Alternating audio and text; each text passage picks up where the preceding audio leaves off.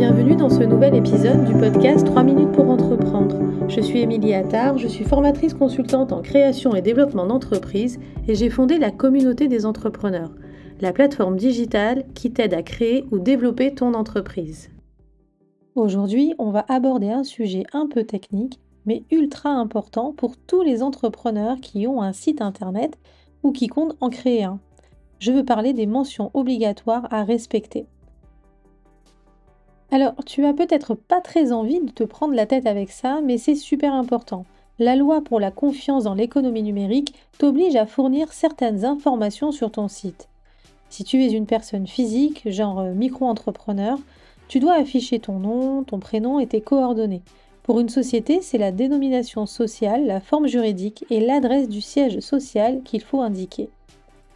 Si tu utilises des images, des illustrations ou des textes qui ne sont pas de toi, tu dois soit obtenir l'autorisation de l'auteur, soit au moins citer la source. C'est une question de respect et c'est aussi la loi.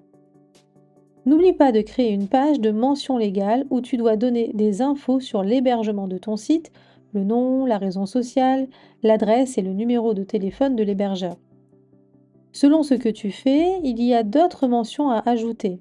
Par exemple, si tu as un site marchand, tu dois ajouter tes conditions générales de vente. Si tu es dans une activité réglementée, il te faut indiquer certaines références professionnelles. Petit point rapide sur une nouveauté depuis le 1er juin 2023, si tu proposes des abonnements, tu dois permettre la résiliation en ligne, et ce, même si l'abonnement initial n'a pas été conclu en ligne. Le RGPD impose aussi des règles claires. Si tu collectes des données, tu dois informer les utilisateurs et obtenir leur consentement.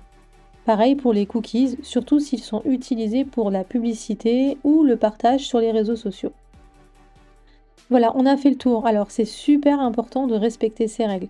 Non seulement parce que c'est la loi, mais aussi parce que ça instaure un climat de confiance avec tes visiteurs. Alors prends quelques minutes pour vérifier que tout est en ordre sur ton site. J'espère que cet épisode t'a été utile. Si tu as des questions, n'hésite pas à les poser en commentaire ou directement sur le forum de la communauté des entrepreneurs. À très vite!